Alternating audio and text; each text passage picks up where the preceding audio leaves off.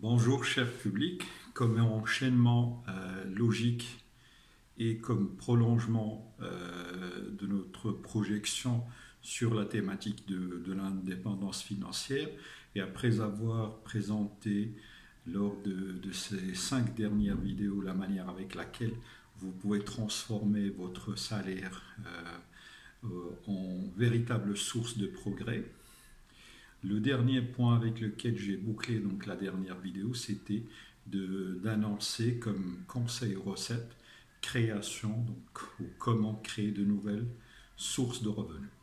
Donc par rapport à cette séquence, je vais présenter 4 vidéos qui vont nous permettre d'étayer le sujet et de plus le découvrir et surtout connaître quelles sont les astuces et les moyens pour parvenir à cette fin.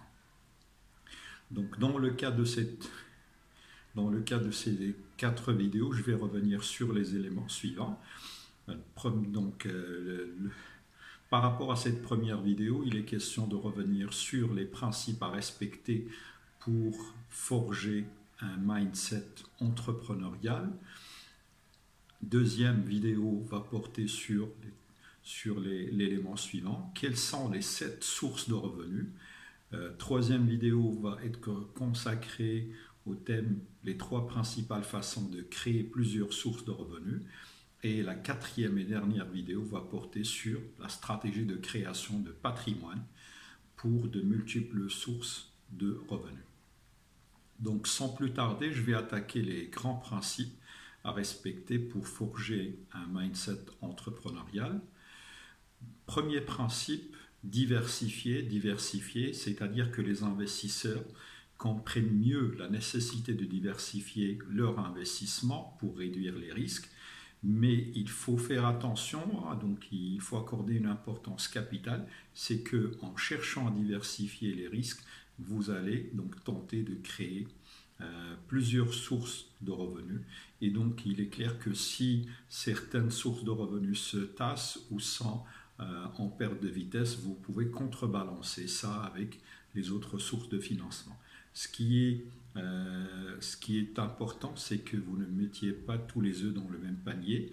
Il est naturel que lorsque vous réussissez quelque chose, vous continuez à en faire plus. Mais si vous avez trop d'œufs dans le même panier, vous êtes exposé à des risques majeurs, pour ne pas dire des risques importants. Vous pourriez perdre un client important, ou vous pouvez tout simplement frôler la banqueroute ou la faillite, ou tout simplement être exposé à un contexte de récession qui pourra être imprévisible et face auquel vous serez désarmé. Donc voilà un peu l'idée majeure que j'ai tenté de présenter à travers ce premier principe: diversifier les risques, diversifier les sources de revenus, et donc vous allez certainement donc faire en sorte à ce que vous puissiez créer plusieurs sources de revenus. Deuxième principe, créer plusieurs sources de revenus. Ça rejoint l'idée que j'ai annoncée. Donc tout le monde, et peu importe votre statut, y compris les entrepreneurs et les employés, devraient développer plusieurs sources de revenus pour eux-mêmes. Bien sûr, il y a des limites au temps supplémentaire dont vous disposerez pour travailler à l'extérieur si vous êtes employé à temps plein, et vous devez faire attention à ne pas donc braconner donc des clients ou à enfreindre donc les règles de votre employeur déjà établies, ou les règles déjà établies par votre employeur. Troisième principe, trouver le moyen de mieux vous organiser. Donc c'est toujours par une suite logique et un prolongement du deuxième principe. Si vous décidez de rechercher un revenu secondaire, vous devez trouver un moyen de consacrer du temps, de manière cohérente à quelque chose pour créer une source de revenus en dehors de votre travail quotidien. Certains éléments le permettent. Vous pouvez travailler en dehors, des heures du travail. Vous pouvez travailler donc le week-end.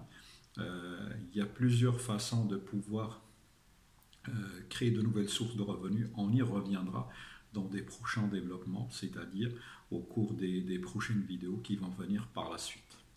Quatrième principe, apprenez à mieux gérer l'imprévu.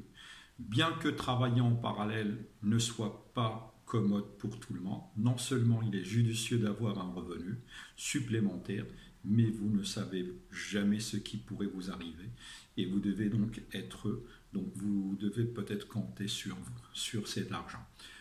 L'explication est la suivante. Pendant la crise du Covid, il y a beaucoup de personnes à travers le monde qui étaient dépendants de leur emploi, se sont vite fait retrouver avec zéro argent une fois que leur activité s'est arrêtée, ou je fais référence tout simplement aux personnes qui travaillaient au jour le jour et du jour au lendemain, donc ils se sont retrouvés avec un budget zéro. Cinquième principe, apprenez à réfléchir comme un investisseur. De plus, à moins que vous ne soyez extrêmement connu dans votre domaine, il est peu probable que vous gagneriez donc un revenu aussi important grâce à des allocutions ou un travail similaire. Cependant, jeter les bases d'un revenu futur peut être gratifiant à long terme. Il y a certaines personnes qui sont consultants en images de marque et qui sont aussi coachs d'affaires, ont commencé leur carrière en tant que photographe, portraitiste pour certaines familles riches. Puis ils ont estimé qu'ils disposaient désormais donc de 9 flux de revenus qui génèrent un revenu global d'environ 6 chiffres, notamment la prise de parole en public, la vente de livres, le conseil, le podcasting, la photographie, ne représentant qu'une petite partie de leur empire entrepreneurial. En d'autres termes, la réflexion à mener, c'est que qu'est-ce que je peux faire, qu'est-ce que je peux proposer comme offre de service de par les compétences que je détiens, de par les passions qui m'animent et de par éventuellement les choses auxquelles je tiens. Là, il est question d'élargir votre zone de confort et d'étudier minutieusement quels sont les services que vous pouvez facilement prodiguer. Sixième principe, apprenez à devenir stratège et visionnaire. Bien que générer des revenus à partir de diverses sources semble être formidable, pour ne pas dire exceptionnel, néanmoins vous devez prendre votre temps pour élaborer votre stratégie de création de richesse. Celle-ci commence d'abord par assurer une planification. Cette planification devrait se faire avec beaucoup de soin et avec une grande prise de recul. Donc, apprenez à devenir stratège et visionnaire, c'est-à-dire que vous avez besoin de faire prévaloir le principe. C'est en cultivant l'imaginaire que l'on devient visionnaire. Et donc, il vaut mieux reculer, donc vaut mieux peut-être prendre quelques temps pour penser votre vision, pour définir votre stratégie, pour connaître ou pour mettre en place votre plan d'action, que de se lancer donc aveuglément dans un chemin dans lequel vous allez tout le temps être sous l'eau et vous n'allez pas pouvoir disposer, ou vous n'allez pas entamer une véritable remise en cause qui va vous permettre de mieux gérer votre progression. Septième principe, apprenez à maîtriser la prise de décision. Il est facile de se mettre au-dessus de votre tête avec le concept de faire 10 choses à la fois.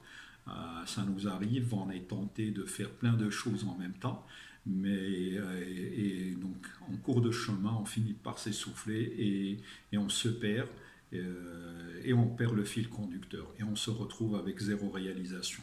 Mais vous devez suivre votre rythme et essayer d'ajouter seulement 1 ou 2 flux de revenus par an afin de ne pas être submergé. Là, la pièce maîtresse, c'est que vous avez besoin de structurer votre plan de progression, c'est-à-dire que vous avez besoin de mettre en place une stratégie progressive. Cette stratégie, elle va consister à identifier et à lancer chaque année donc une nouvelle source de revenus qui, au fil du temps, se consolide et donc se renforce et vous permet de capitaliser donc sur les flux que vous avez déjà dégagés.